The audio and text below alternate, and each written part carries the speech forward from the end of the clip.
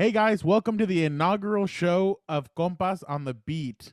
I am your host, Fernando Ramirez, and with me, you guys know him, Gilbert Manzano from the Orange County Register. Gilbert, how are we doing today, man? How does it feel to be on the how does it feel to start this new podcast? Yeah, you said it right there, Fernando. We went from a video to a podcast.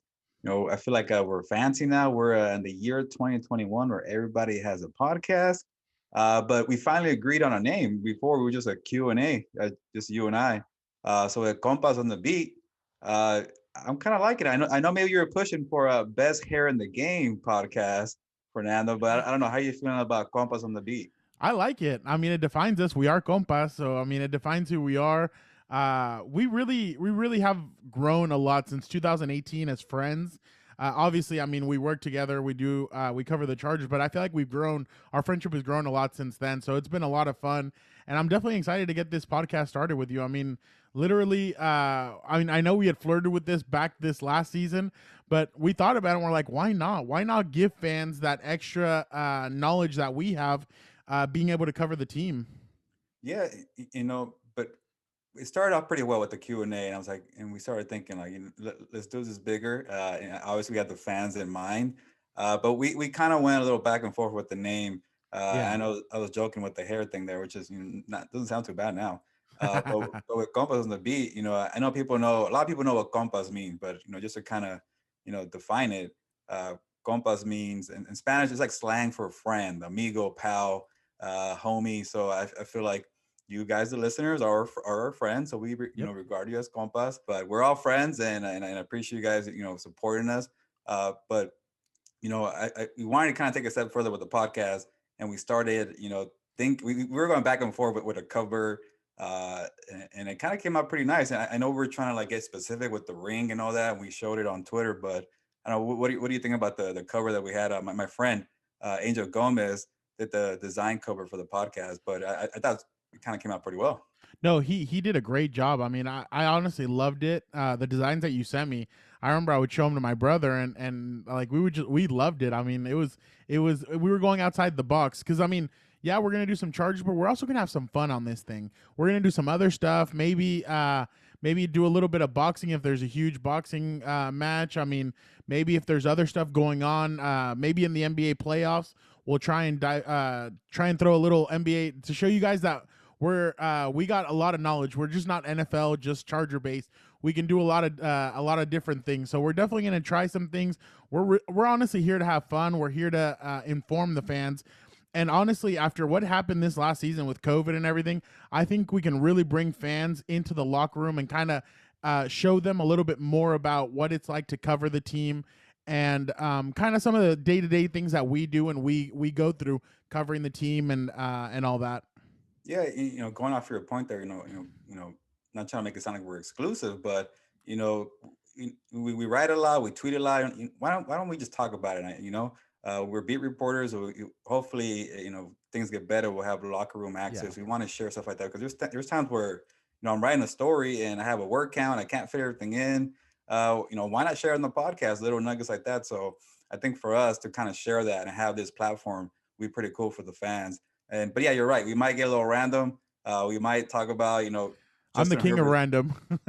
Definitely, that's why I like talking to you. We could go from Justin Herbert's victory brisket to a random conversation about carne asada and the fiesta and the Exactly. parties that we have. So stuff like that is pretty cool for me to kind of share with the audience. And you know what is that it's funny because Gilbert and I are kind of like magnets. We've always been like kind of attracted to, like we're always like I'll get into Chargers when we go to Costa Mesa, and I'll be like, okay, Gilbert's not here, so I'll go sit down or whatever. Then you come in, you sit right next to me, like where your designation is right next to me. So we're always chatting it up, always breaking it down and talking about stuff. So we're like, why should we be selfish and only hold the information with only between Gilbert and I, and sometimes when Pop or Danny or Jeff or somebody interjects with us, but why should we be selfish? Let's share what we talk about. And literally, guys, this is the stuff that we literally do talk about when we're at Costa Mesa waiting for practice or waiting for something. This is like what you're going to get today, and further on with the podcast is what you're going to get when Gilbert and I are just hanging out there at Chargers. Yeah, some of the best conversations we have is we're sitting next to each other before the Zoom. We're Yeah, there 20 minutes, 30 minutes early. What are we gonna ask? Well, you asked that, and we kind of try to work together. That way, we're not asking the same questions. But sometimes like, oh, that's a good point, yeah, and that's where you start thinking, hey, we could actually discuss this on a podcast yeah, or exactly. YouTube.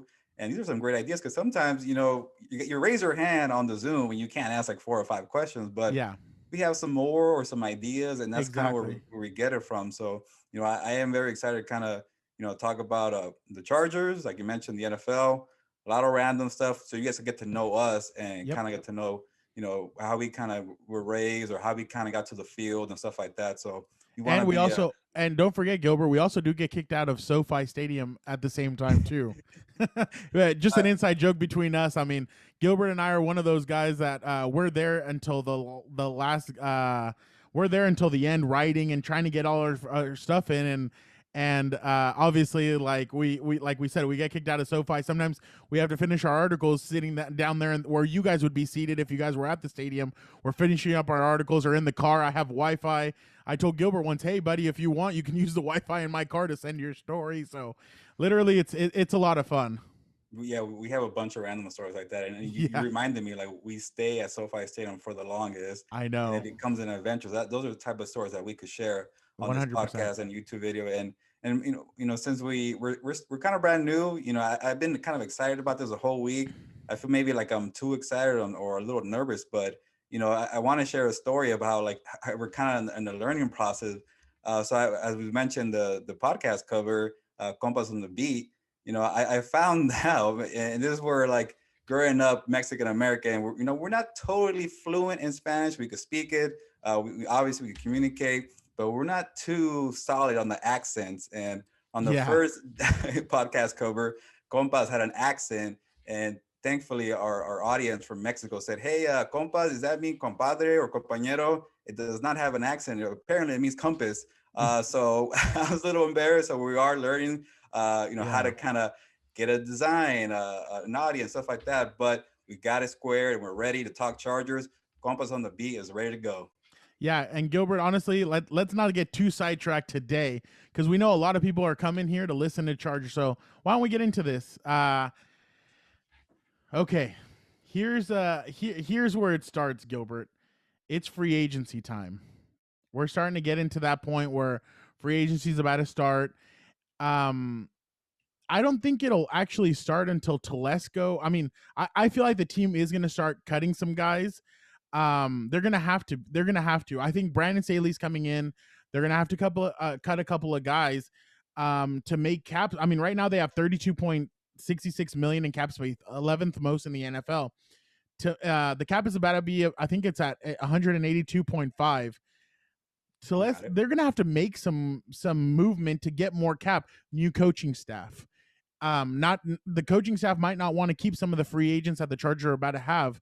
So Gilbert, what do you think about what do you think we're going to see from now until March 15th, which is the tampering window in the NFL? Yeah, Fernando, you touched on that. I'm kind of expecting some moves of players to get released, and I keep checking my phone to see if Adam Schefter or Ian Rappaport is going to say Trey Turner got released by the Chargers, and so far nothing has happened. It's been very quiet for the Chargers to kind of be big spenders in free agency. They got to release some guys. I know they're okay. You mentioned the cap number, 32.6 million. By the way, it's kind of weird because I see different numbers on Spot Rack, on Over the Cap. So Yeah, it's I do changing every too. day. But it's just not. I don't think it's enough money to revamp your offensive line. Sign some big players. From on defense and offense. So you got to make some moves. Because I'm just also waiting. Gilbert, real quick, not to cut you off real quick, but we're talking about 30. They're going to have about 31, but literally save about 8 million out of that, and that's what the Chargers have to spend because as we know, we have in season moves, the draft. The Chargers like to not they don't want to overspend, they don't want to do any of that. So they're gonna have to make some moves to kind of shift and get more cap space. If because right now they probably only have about 21, 22 million to really go with. But Gilbert, back to your point, my bad. I just needed to Oh interject that. yeah, and people see that the Chargers are doing well with the cap space, but it goes quickly, like you mentioned, Fernando. But I am waiting for something to kind of go off. Yeah. It could probably happen while we're recording this podcast. I would not be surprised if we have to kind of go back and revise it. But since we're waiting, we could just assume what's going to happen. Because I'm pretty sure something's going to happen when it comes to releasing players to make So before you mistakes. say that, Gilbert, let me right now we have candidates. Obviously, Okay, okay, there's five. Trey okay. Turner, you save 11.5 million. Casey Hayward, you save 97.5. Um, Chris Harris Jr. 7.5. Linval Joseph 7.9, and Mike Williams 15.6. Mike Williams, surprises on the list for candidates, Fernando. Now, in my opinion, and you and I have gone back and forth on this, I like Mike. I like what Mike brings to the team. I feel like the Chargers could end up talking contract extension with him.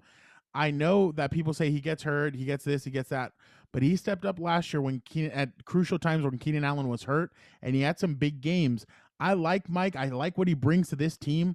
I like I feel like maybe Shane Steichen and the previous regime, maybe they didn't call plays for him. I don't know what it was, but at times Mike wasn't featured at times, so I was kind of disappointed in that. And I truly believe that if this new regime with Joe Lombardi and everybody, I feel like they might be able to feature Mike a little bit more. I'm going to save Mike right now, so I'll say the Chargers are going to re-sign him to save cap space, or they're going to keep. Mike Williams will be on the roster Let me when slow the you season down, starts. Fernando, because I feel like you usually as we like wrestling and boxing, let's leave Yeah. Mike Williams for the headline, the main event. All right. That's the biggest one. And can we play a game though that I've been thinking about for Let's these do it. cap candidates? I love games. I'm checking my notes and I named it cap. Sorry, not cap. I said cap space is in my head all day. Keep, cut, or restructure their contract. Let's do it. Let's say that last one could cut the guy, but maybe he comes back on a team-friendly contract. So those are the three ones: keep, cut, or restructure. And like you Okay. mentioned, those five names. How about we start with the obvious one, Trey Turner? What are you gonna do? Keep, cut, or Cut. restructure? Cut. You're quick about I'm that one. cut. Yeah, I'm cut. Elaborate. I I think Trey might be a good player, but last year I mentioned it to you, and I'll say it. I thought he looked out of shape, and I mean I'm one out of shape dude talking about another, but I thought he looked out of shape when he came in training camp, and then he gets hurt in training camp, and then he gets hurt. He doesn't play against Cincinnati. He plays against Kansas City, and then he's hurt for 6 weeks or 7 weeks. I can't remember how many games it was, but I truly thought that he didn't when he came back. I didn't think I honestly thought who was the guy that got hurt and then he had COVID issues? The Ryan Groy. guard, Ryan Groy. uh, Garoyd, is that what Yeah, you? Ryan Groy. Yeah, I thought he did a serviceable job at times. When Trey Turner came back, I didn't really see much. I didn't see that Pro Bowl player. Maybe it was maybe he didn't think that the season was going to go through because of COVID. Maybe it was just one of those off seasons. But I didn't see the 5-time Pro Bowler that many expected to see here with the Chargers. I think that I would cut Trey Turner. I'd save that the cap and I'd go after somebody else. Go after. There's a lot of names being cut right now on the offensive line. There are some good names that I would definitely go after. If I'm the Chargers, and I just think it was a bad season. I feel like the Chargers are going to want to start over kind of fresh, and this gives you the opportunity. You cut Trey Turner, you go get somebody else. But what would you say? What says you? Yeah, it is kind of the obvious one is you got to cut Trey Turner. But let me kind of, I don't want to spend too much time because it is an obvious Yeah, one, but I kind of want to go back a little bit with the trade, Russell Okung for Trey Turner a year ago. We could say, I think we might be in agreement that the Chargers lost his trade with Trey Turner. I know Okung didn't do too much either, but they're probably going to get a comp pick because he's going to leave and they get something out of it. And the Chargers don't really get anything besides cap space. So the Panthers get cap space as well. They both, it's kind of a fair trade. But a year later, the Chargers are left without a left tackle and now right guard. But on Telesco's side, I could see the gamble. This guy's in his 20s, a 5-time Pro Bowler. Why not take the chance on one of the guys who were, considered one of the best at their position? But it did not work out. And this is why Telesco's trade was worth the gamble. you could get rid of the contract. It's gone. Yeah. You start again with 11.5 million. So you obviously got to cut him. But I kind of wanted to kind of bring back the trade. It was a risky one because you don't really trade left tackles for inside guys. But Yeah. at the end of the day, it kind of worked out because they got a fresh start.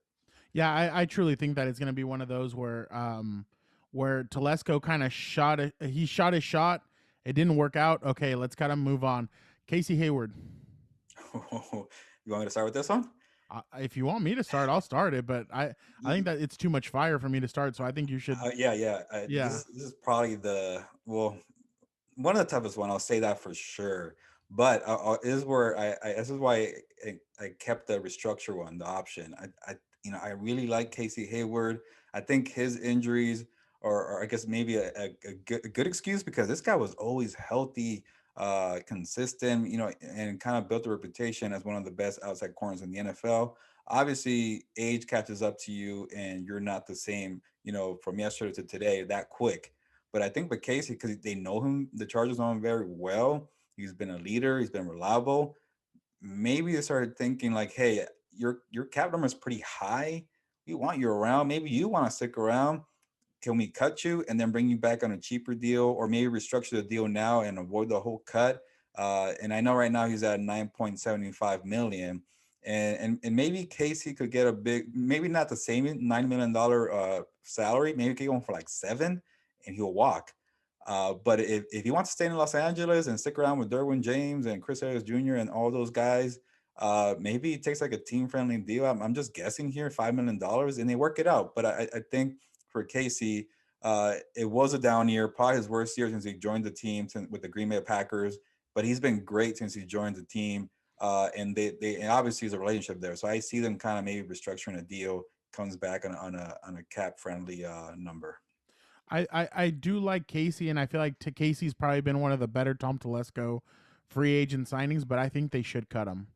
Now restructure? Not restructure. What I've been seeing, what I saw from Tampa Bay when it came to Kansas City, and people are saying, why just Kansas City? Why are you just noticing Kansas City? Because Kansas City is the alpha in the AFC. They're the alpha. They're the alpha in the AFC West. That's the team that you have to knock off if you want to be the guy. I think they need. I think they need to get very much younger and faster at this position. Casey is starting to age, and Casey goes hand in hand with the next guy that we're gonna talk about. But I like Casey. Casey's a great guy. He always talks to us. He's such a great human being. But the thing is that he's starting to get up there. I think he's going to be 32 or 33 by the time the season starts. I don't like the whole aging cornerback stuff, especially with how young and how fast this AFC is really starting to get. So I would cut Casey because I'd love to move Casey inside, but the next guy that we're going to talk about is probably going to be their inside corner this next season, and I think I'd rather have his intangibles over Casey. So I would cut. So right now I freed up about $22 million. Wow. And you have not done anything for this organization. So Gilbert, I'm sorry, we're gonna have to give you your relieve you of your duties. No, I'm just kidding. But I still kept the cornerback. They're kind no, of you did. But see, this is my thing. It's a new head coach coming in. Yeah. I don't know if he's gonna want Casey. So that's where I'm kind of basing it off of. Is that I think he's gonna want to get younger at that position. So I'm gonna say they're gonna cut Casey. They're gonna save the $22 million up to this point right now. And to my next point, Chris Harris Jr. I would keep. I try and restructure him. Why? He showed me a lot last year, and I know he got hurt. But when he came back, that Buffalo game, they held Stephon Diggs to 30 receiving yards. They held that offense down in yards. And then on top of that, when he played against Denver, man, he was trash talking. He was getting in their faces. He was telling them, tell Drew to stop throwing my way. He's not going to complete anything. So I like that passion. I like what he has. I love that chip on his shoulder. And I would restructure Chris Harris Jr., but I definitely keep him. I like what he brings to this team, and I feel like he could really help this team next year in the slot, kind of like he did at the back end of the season. And then he saved that game against the Raiders. So I really like him. What says you? I don't know. Pretend GM Fernando, you get a little greedy. A restructure contract for Chris Harris. You think he'll take that? I think he. I mean, yeah. You just turn it into a bonus and you give it to him. I mean, I'm sure. I'm sure he'll take that. I mean, hey, we're building something special. We got something. We got some players. We can do some stuff here. Okay. Well, now I'll pretend to be Double T, Tom Telesco. Since I haven't, well, I kept Casey, but I restructured. I'll keep Chris Harris Jr. He'll keep his money because I think he was that good a year ago. And say that Casey Hayward is not back. And that probably means they're going to re-sign Michael Davis, one outside corner right there. That's And where then we you disagree. get, uh, sorry, what was that? I said that's where we Oh, okay, disagree. okay. Oh, maybe No, I'm kidding. we're getting there. Go ahead. Now that I think about it, we're gonna get there. Yeah, I'm giving things away, but let's just say in that scenario, Casey's gone. You keep Michael Davis. That's one spot on the outside.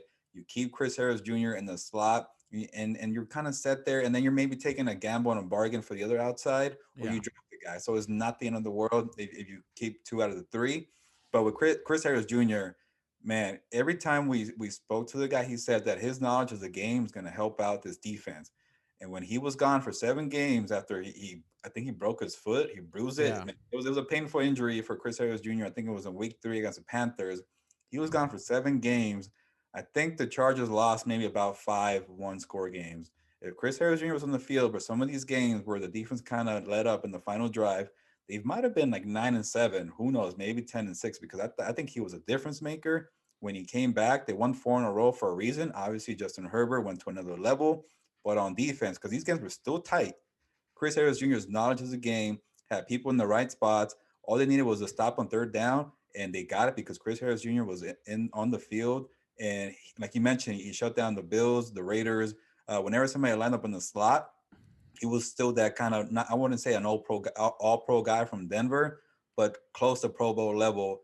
And I think they really missed him. And for him to show that, I think he warrants another year with the Chargers.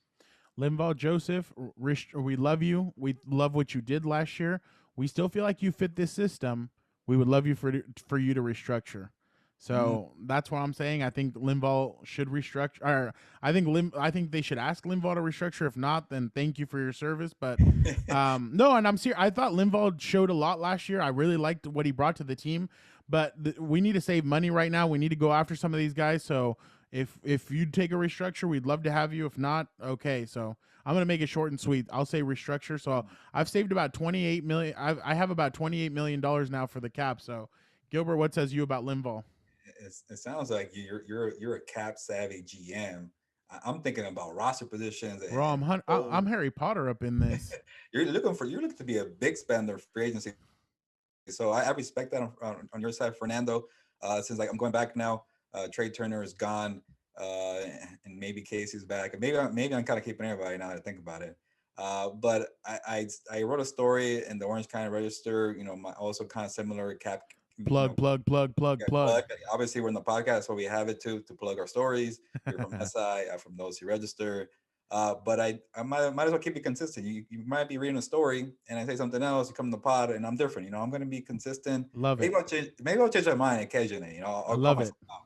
But I had Linval Joseph in my story staying because I think the defensive line is a little thin, especially for nose tackle. We forget there's different type of techniques on the D line, and maybe he wasn't the same Pro Bowl guy from the Vikings, but that guy could still fill a Yeah. gap, create space for guys like Joey Bosa, command double teams in the middle. And now with Brandon Staley's, obviously he's not going to be a 3-4 all the time, but Joey Bosa could be going to the middle of the defense a lot. And if you need space for Joey Bosa, who could provide that? Big man Linval Joseph, the Fridge, and all these other names that the players gave him. And they loved the guy. His leadership Yep. was amazing.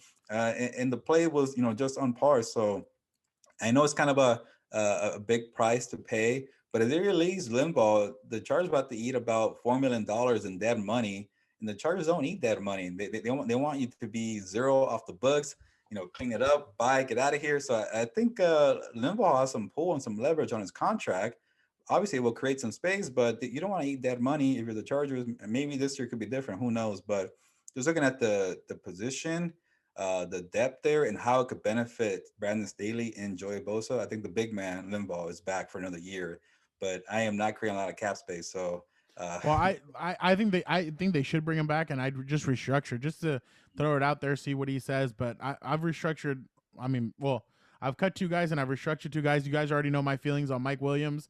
I would give him a new contract and re-sign him. So you already know my piece, Gilbert.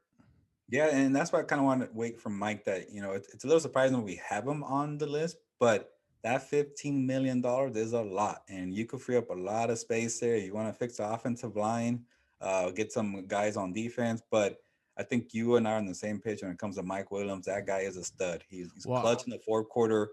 And go ahead. I know you want to say more no, good things about no, Mike. no, no. I was just gonna say I just saved this organization about $35 to $40 million. So I mean, hey, we're ready. We're Mike. ready for free. I got $60 million in the bank to spend in free agency. Mm. I'm excited. I'm excited to start writing. I'm excited to start writing checks for Dean Spanos. Yeah. I think you should be a number two to Tom Telesco. You're pretty There you go. good. But I mean, I think I'll be a good coach for Brandon Staley. I think about There the you guys go. on the field, but Yeah, maybe exactly. the money's not there. But let me just say the thing about Mike Williams. I think he Okay. gets overlooked a lot because Keenan Allen's on there. Tom Telesco mentioned that there's only one ball. Austin Eckler, maybe Hunter Henry, guys like that. But when it's crunch time, and these Chargers love to play in one-score games, keep it close. Who's always answering the call there? Mike 81. Williams. But obviously, maybe get a long-term deal to kind of get away from that $15 million and kind of get a softer cap hit. But I think talking to Tom Telesco, I think he likes Mike Williams. He thinks the way we do. So I would not be Yep. surprised that at any moment, or maybe in this offseason, Mike Williams gets a new deal and more of a cap-friendly contract for the Chargers. I'm with you. Now you said a name. You said a name that I heard, and Ah, that's who we're going to talk about next. What is going on with Hunter Henry?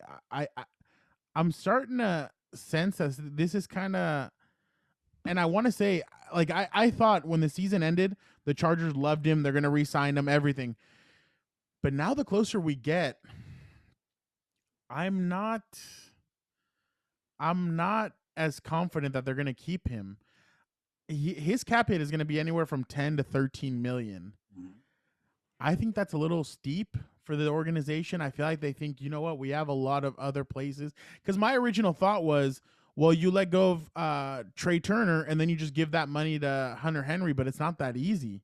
You still, and Tom Telesco said it in his press conference, we have a lot of holes we still need to fix. Um, what do you? I mean, I don't know how you see it. I'm not as confident as I once was that Hunter Henry will be a Charger this 2021 season. I don't know how you feel, but it's not looking too good for him to stay with the organization. Yeah, the double H dilemma here. And by the way, is Hunter Henry's middle name with an H? Call him Triple H, I don't know. I'd love to. You know what? I'd love to know that. and That'd think be about interesting if his name was. Well, you keep on first. talking about it, and I'll look that up. Yeah, go with that, Fernando. But with Hunter Henry, I am, I don't want to It's say, Mark, okay, H. like his dad. Oh, Mark, yeah, the name. Shout out to the dad, Shout out to his dad. Mark Henry. But Double H, we'll call him that. First of all, he's a great complete tight end that gets overlooked. This guy could block for you. He pretty much said, I don't care about my stats. Uh, Let me block for you. Let me help you out, Justin Herbert. And whenever you want to, throw me a bone over here, I'll be available for a first down. And he did that. He played his role pretty well. Uh, and by the way, is that rain that I'm hearing? Is it my Well, side or your side? I'm in San Diego, so I don't hear rain, but that's probably rain on your side That's up on my there. side. SoCal. But Maybe yeah, the line exactly. coming down. But you know what it is, Gilbert? I mean, real quick, just to interject, I feel like guys like Travis Kelsey and George Kittle, in a sense, have made us underappreciate guys like Hunter Henry. Those guys put up 100 yards a game. They score a touchdown or two. And Hunter's more of like, I'm gonna get my hands dirty. And I feel like that's what kind of a tight end the Chargers have in Hunter Henry. I don't know how you feel, but that's how I feel. I feel like Hunter does everything that the Chargers need and more. I think in a sense, he was their best blocker last year. And I'm talking about the whole offensive line. Wow. I feel like he was one of their best blockers, and he really has taken pride in his blocking the last few years. Yeah, you could definitely say that, and there's a reason why Justin Herbert was pushing the ball down the field to guys like Tyron Johnson and Jalen Guyton because Hunter Henry was there blocking, buying extra time for Justin Herbert. So hopefully the Chargers consider that. Maybe the next team will look at that too, like a team like the Jacksonville Jaguars saying, "Hey, we're about to get Trevor Lawrence. We need our young guy to be protected like that too. Let's Yeah. throw him some money and see what happens." But let's break it down a little bit with the dilemma. Obviously, the Chargers did not franchise tag Hunter Henry. If they did, it would have been a cap hit about I think 13. 12.7, Yeah, close to something like that. $13 million, which Yeah. it was probably a non-starter to begin with because, like we mentioned, there was needs to offensive line. Man, that was more than half of their cap space. I mean, That's a big from chunk.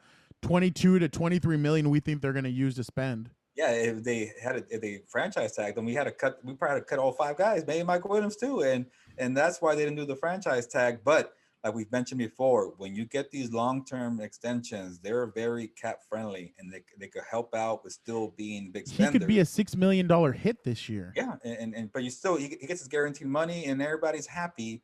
But I think they still got to figure out on the number, the financial side. I think Hunter Henry said on the radio he wants a good quarterback. He has one in Justin Herbert.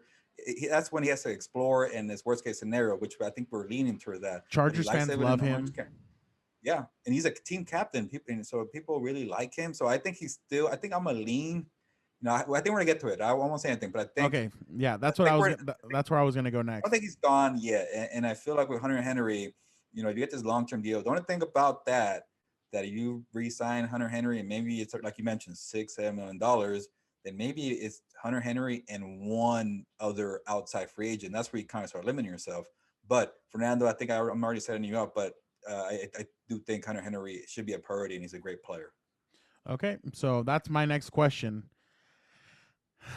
Okay, we're talking about him. We'll talk about him before we get into the other stuff. Gilbert, real quick, is he coming back or is he not? I think so. I think, like we mentioned, they value a lot of what Henry does as a leader, as a blocker, route runner, good relationship with the quarterback, causes you no trouble when he's getting the ball. If he wasn't blocking as much, he could average 80 catches, 900 yards, 8 touchdowns per year, and you will want that in one of the top tight ends. So I think he stays. It could be maybe a 3 to 4 year kind of range. $45 million, $12 million salary annually.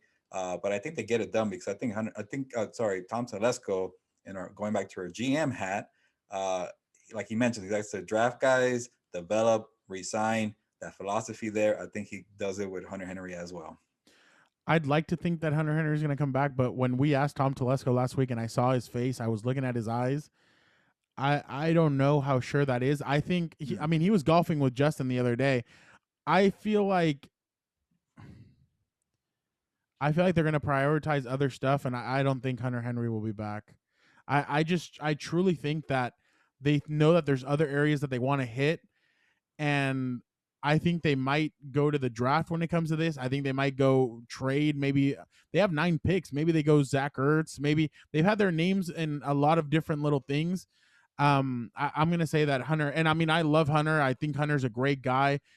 We always chat with him. We always talk to him, but I just think it's going to be a little bit tough to bring him back, especially because it's a new regime coming in. And this regime, I know Brandon Staley has looked at this team and said, no, we have to get better in so many different areas. I'd rather use the money to go elsewhere. So you said yes, I'll say no just because of that same reason. But that brings me to our next stuff. Let's quickly discuss the other in-house free agents. So we're going to do a rapid fire. Let's do it. You tell me who's staying, who's going. I'm going to start off with Melvin Ingram. Oh, that's the toughest one on there. But if we're gonna do rapid fire, I will say no. They love Melvin Ingram, the leadership, the intensity, the fire, the sacks. But I think he's a little older, has some injuries, and maybe what like you mentioned, a new coaching staff, time for a change. I'm gonna hate to see Melvin Ingram go, but I think he's on the way out. I'm with you. I think they love Melvin Ingram, the person. I think they love what he's brought to the team. He's the only non-Tom Telesco player still on this Chargers team. He was AJ Smith's last first round pick. I think some team is going to bid higher for Melvin Ingram. I think he's going to get it paid, and I don't see him coming back. Next one, Rayshawn Jenkins. Rashawn Jenkins. I'll say no, just because I have somebody in mind they want to chase. I don't know if they will, but I want them to chase him. John Johnson, safety from the Rams, knows Brandon Staley really well. You get John Johnson, you can let Rayshawn go. But if that doesn't work out, maybe a backup plan could be Rayshawn Jenkins. And hopefully he doesn't want to hear being a backup plan. But I think he was solid, versatile, stepped up when Derwin James got hurt. But I feel like with John Johnson, that could really take this defense to the next level. So I think Rayshawn's gone. I'm with you. New regime, new coaching staff. I think they're going to prioritize getting some guys that understand Brandon Staley's defense. I'll say Rayshawn does not come back, and they do try and bring somebody like John Johnson in. I feel like it's a match made in heaven. He spoke about him incredibly during the playoffs. And I really do think that John Johnson is going to consider coming to the Chargers. He could, like you said, he could take that secondary to that next step, that next level. So I'll say no to Rayshawn as well. Michael Davis. Michael Davis. Oh, this is the one you were kind of leaning or hinting. So I'll stick to my, I guess, my guns here. I really liked what I saw from Michael Davis a year ago. And I like that he's getting recognition for because I noticed some big strides. Yeah, he let up a few big plays here and there, but who doesn't in this new age of pass-heavy football? So he got caught a few times, but he was consistent. He's a big body receiver. Cornerback to stick on big body receivers. He's really fast, and I think he really developed well as a second outside cornerback. And I think the Chargers like that, their improvement. So I think he stays and sticks around as a number 2 corner next to Chris Harris Jr. for the Chargers. And we'll see about Casey, but I think those two will be solid for them. I wouldn't bring back Michael Davis. It's a new regime. I feel like Michael Davis is more of the Gus Bradley style of defense where it's tall guys, lanky guys. I still don't understand what kind of a defense Brandon Staley is going to run, not scheme wise. I think it's going to be personnel wise. I just don't know if a tall corner like that fits in his system. Maybe he likes him, maybe he doesn't. This new regime is really throwing me off and kind of trying to see what way they're going to go. Right now, I'll say no. I don't think they bring him back just because of that. It's a new regime. Chris Harris Jr. has been around Brandon Staley when they were in Denver. Ronaldo Hill is now his defensive coordinator.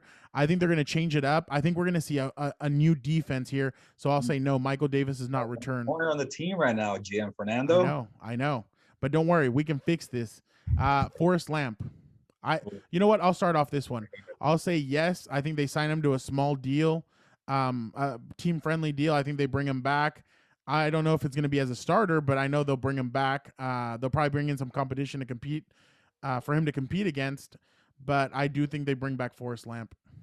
I'm going to say no. The Forrest Lamp, very intriguing era is going to be over. He was finally healthy. Props to him to, stay on the field for a full season, but just didn't stand out to me. Maybe that's good. When you don't notice offensive linemen, it's a good thing. But I feel like that whole line was struggling, and he didn't really make them improve.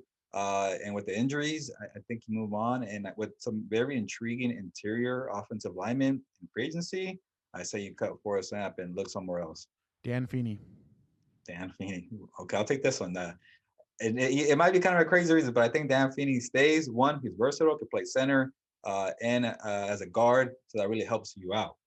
And I think he's really close with Justin Herbert. I think those guys are buddies. I know Herbert is a second-year guy, and Telesco doesn't really care about friendships, but I think maybe that could help Feeney stick around because he's very, liked by the quarterback. He's versatile, and there were some strides. I know he started out kind of well at center and then kind of really tapered off, and it was really bad. I'll say bad, but he had some flashes where I thought, okay, he's holding it down. So I think if he has one consistent year, who knows, he might move around again if he's not center, which might not help him. But to be a backup, versatile guy, and Herbert likes you, I say he stays. I say Dan Feeney stays as well. I think that, I think that they like him. They like what he brings. Maybe he can be a backup. I think we're going to see a different offensive line here. I don't think it's going to be your typical offensive line that we've seen as of late. I think it's going to be different. But I think Dan Feeney will say, you know what, I'll try it one more year, see what happens. Maybe he signs a 1-year deal. They try and bring him back. Sam Tevy. Oh, you know what? I'll take this one. No, I think he's gone. I don't think the team wants him. I think that Sam did what he needed to do. He was a bad right tackle. He shifted to left. He did better. That Patriots game showed me a lot about how he was probably the best offensive lineman on the team. And because he missed it because obviously his daughter was being born. Congratulations to him and his family for that. but you could totally tell that they were outmatched that game without Sam Tevi. So I do think they're going to try and go get themselves a left tackle, whether it's in the draft or whether it's in free agency. But I just don't see where Sam Tevi fits on this team. Well, I do, Fernando. I think as a backup swing tackle, he has experience, like you mentioned, the right side, left side, and you mentioned the draft. This draft is very heavy when it comes to tackles. I think the Chargers will draft one for the future and be the starter, but they won't chase one in free agency because there's better interior offensive linemen. So when you need an outside guy and you want a backup, he's already on the team. Sam Tevi, take Tevi. Hopefully he's okay with being the backup swing tackle. And you know this team always has injuries, so you will probably see the field anyway. So stick around, Sam Tevi, be the backup, and I think he's a good swing tackle there. Denzel Perryman. That's a tough one. I think he stepped up last year, was great to Kenneth Murray, a good leader. Had that big hit on Mekhi Becton, but I think it's time for a new a new scenery, time for a change. He's kind of like I mentioned, he's done things for the team, but now he wants to be a starter. And also the report of him, trying to see what's out there. That usually tells you he's gone. Yeah. So I think Perriman gets a better deal somewhere else. Maybe goes home to Florida. He loves it over there, but I think his time with the Chargers has run out. Perriman was a great guy. I remember when he came in at the beginning and he was a thumper, but I just think his time has run out with the Chargers. I feel like they love Drew Tranquil, they love Kenneth Murray. I feel like they fit more of what Brandon said he's going to want to do. So I'm with you, my brother. I don't think he comes back. Last one, Tyrod Taylor. This is so easy. He is not coming back. We don't have to explain to you what happened with the medical mishap and why Justin Herbert became a star, but it did not benefit Tyrod Taylor. And I don't think he wants to stick around for that. And maybe, hopefully for him, he views himself still as a starter. If you're a competitor, you want to view yourself as a starter, go try it somewhere else. But his time with the Chargers run out because there was just a lot of awkwardness. I'm with you. I don't think he comes back. I just think it's too much of with everything that happened. So I hopefully Tyrod can land somewhere else, show that he can still play. But yeah, I think his time has run out. Y su tiempo se acabó in LA. Now let's go and play another. We love playing games here. That's why we do the. Yep, let's do this. Gilbert, give me one offensive player, and no Corey Lindsey. We're taking that one off. That's an easy scapegoat. I don't want any easy scapegoats. And I know you'll go with the easy scapegoat. I'm not going to give you that. Not up in here. So it's kind of funny because I thought the same thing. So I avoided Corey Linsley just because of the game that you told me before. And now we won't know. Virtual fist bump. Okay, virtual fist bump. But I feel like Chargers fans are going to get mad that nobody's going to take the center from Green Bay because we avoided him. No. I know, but that one I kind of feel like that might be a. It's obvious. Go after it. Okay? That has to be an obvious one. But let's go with a different. Different offensive player, not named Corey Lindsey. Who you got? Offensive player. Joe Thuney. I'm sure you probably have the same one from the Patriots.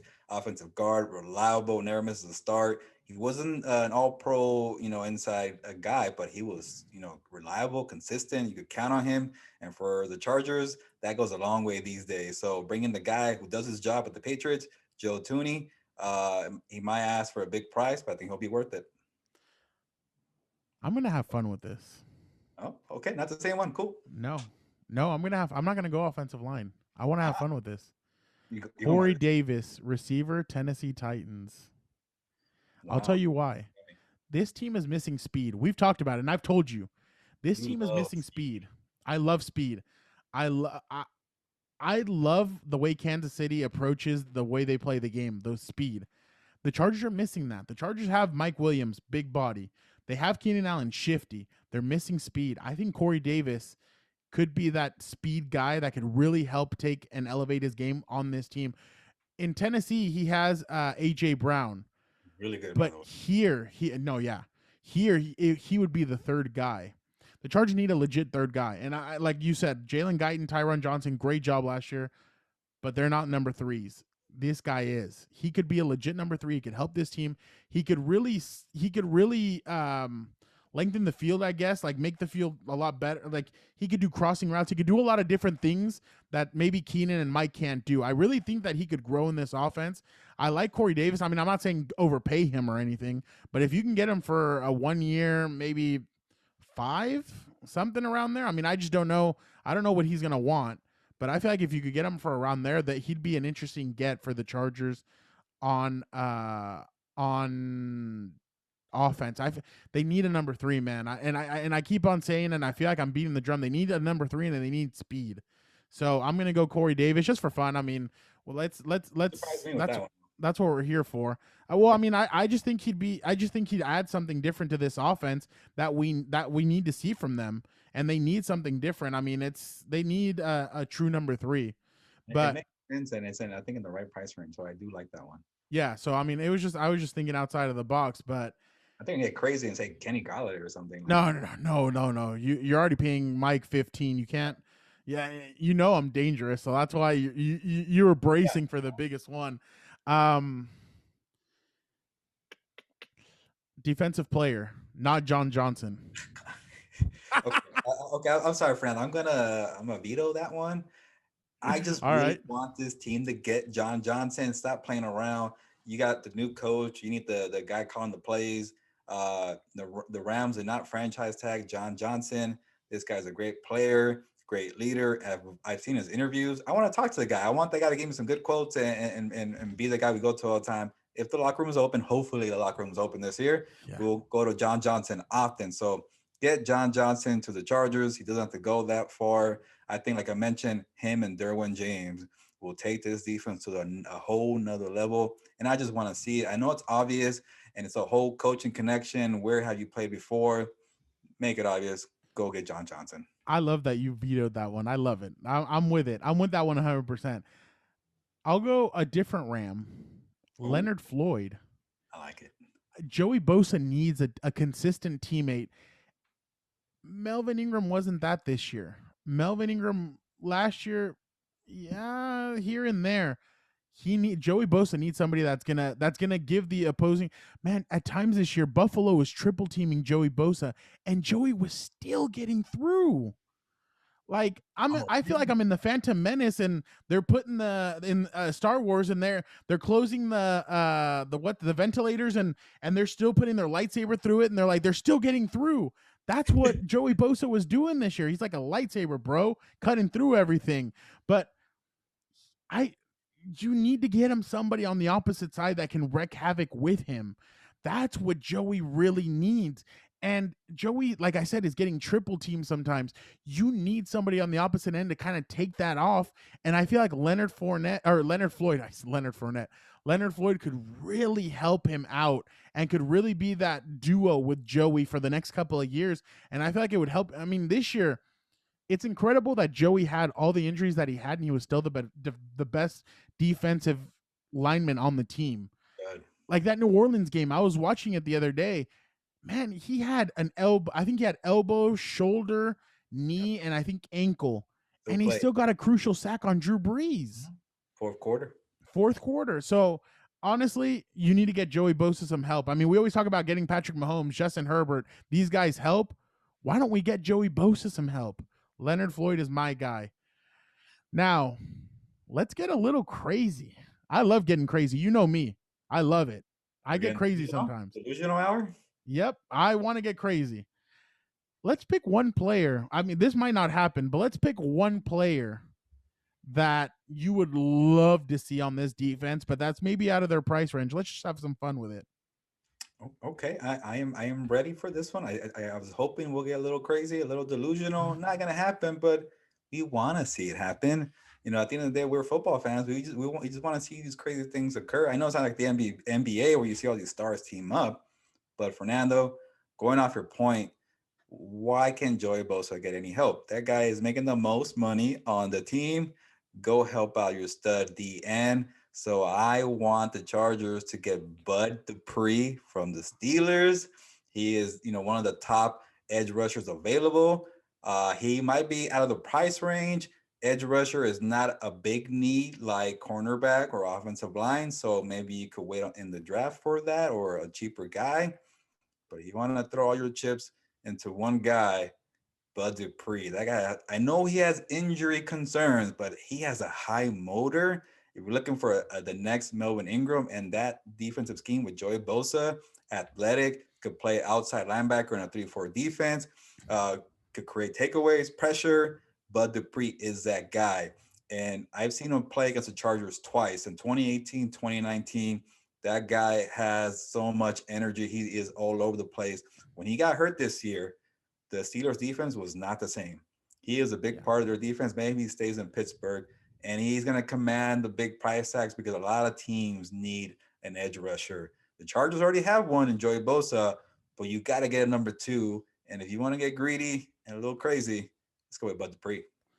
So I was gonna go Shaquille Barrett, but since you took defensive end, I'm gonna mention a name that you said earlier. Okay. Man, I want speed. Oh, again? Wow, Fernando. Kenny G? Kenny Galladay would be so much fun Kenny in G? this offense. Kenny Galladay, Mike Williams, and Keenan Allen would be so much fun to see. I mean, I would be like, it would just be incredible for me to watch all three of those guys run around the field at the same time. I don't think anybody could stop them.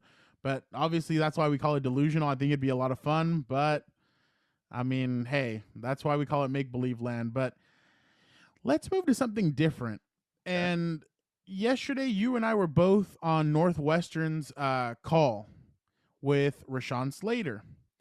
Now, I mean, obviously, you and I were trying to pick which one of us was going to ask him a Chargers question.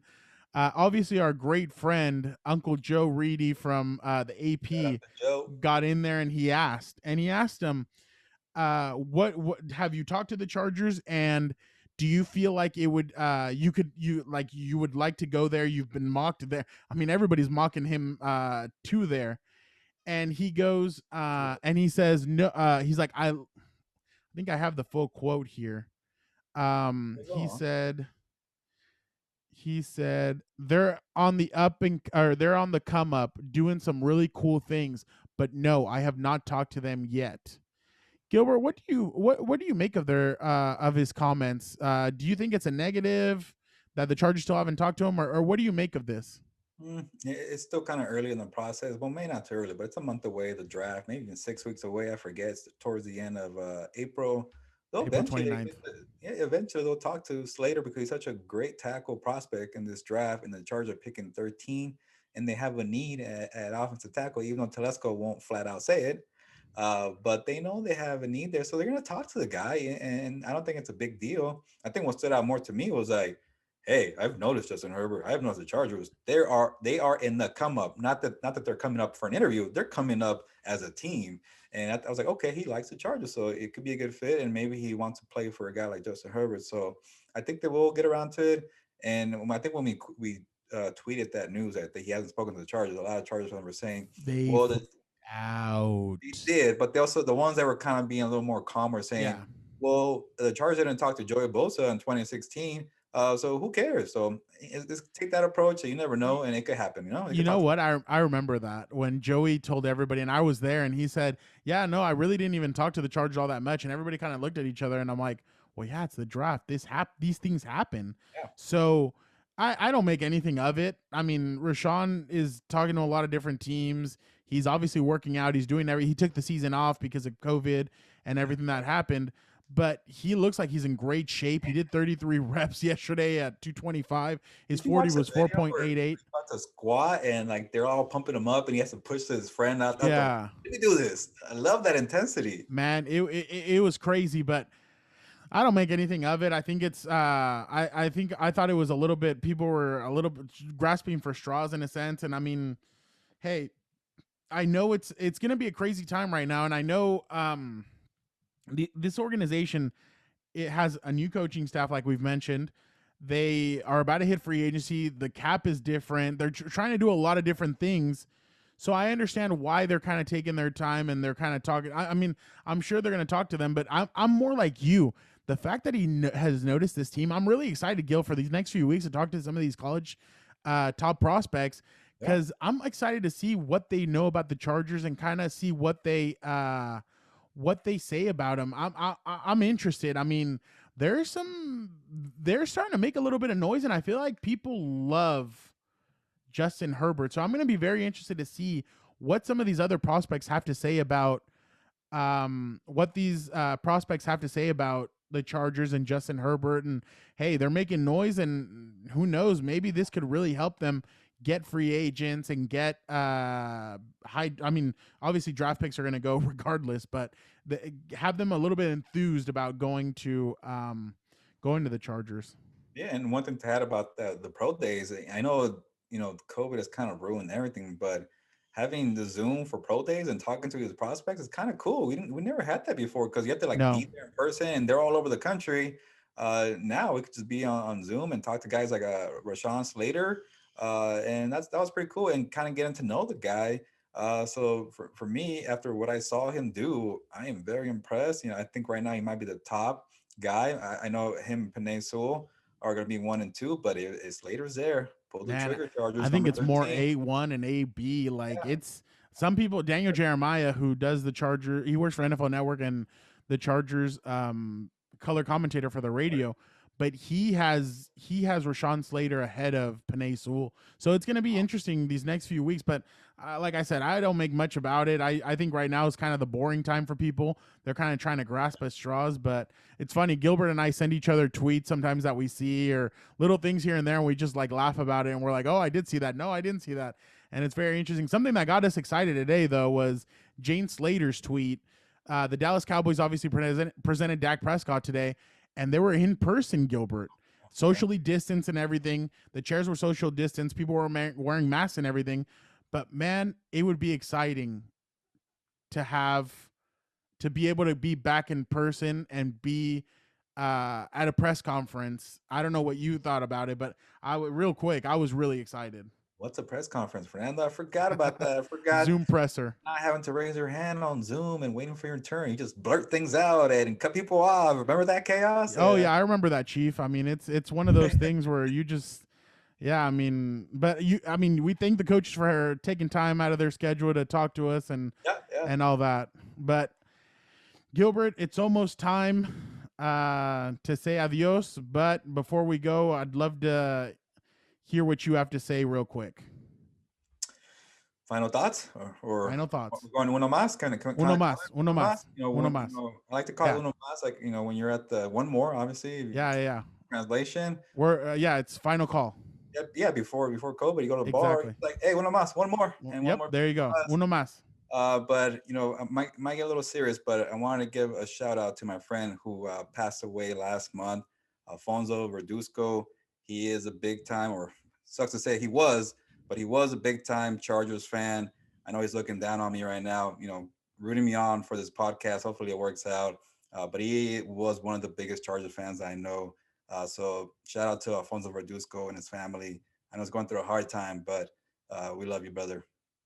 Alfonso, much love from me. I didn't know you, but if my man Gilbert's talking about you, much love to you and your family. I hope that your family's able to get through this hard time right now. And obviously, I mean, we're all going through hard times, but hey, it's little things like this. This is why we wanted to do this also, this podcast. We wanted to help people going through a rough time. I mean, if you guys can take 50 minutes out of your day and you guys listen to us and we put a smile on your face, or you yell at us through your phone or your radio or wherever you're listening to this, or your computer, and you're yelling at us, hey, that's all we want. We want to bring you guys something different. So that's why we did this, and that's why Gilbert and I teamed up. And hey, we're gonna have guests. We're gonna have a whole mess of different people on. We're really excited about this, and we hope you guys will rock with us. Starting, I mean, you guys are with us episode 1. We hope you rock with us the rest of the season. And honestly, I am. I think I'm speaking for myself and Gilbert, but we are definitely excited about this, and we're excited about the little things that we have cooking up in our heads about the way we want this podcast to run.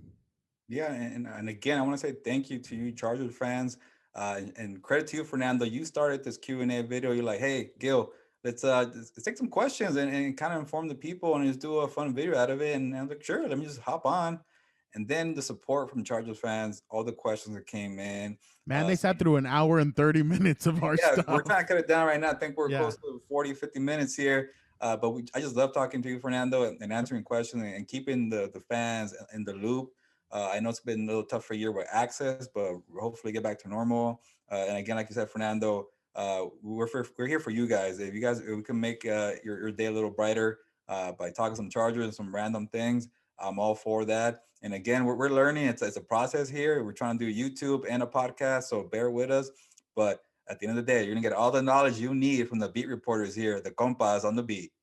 Thank you guys so much for listening. This is the inaugural show of Compas on the Beat. Gilbert, thank you so much for taking your time, and honestly, I'm excited. I'm very excited for this, and definitely we will have another show. Thank you so much, guys. Some guests too for the. Oh, there you go. There you go. So thank you guys for listening. Have a great rest of your day.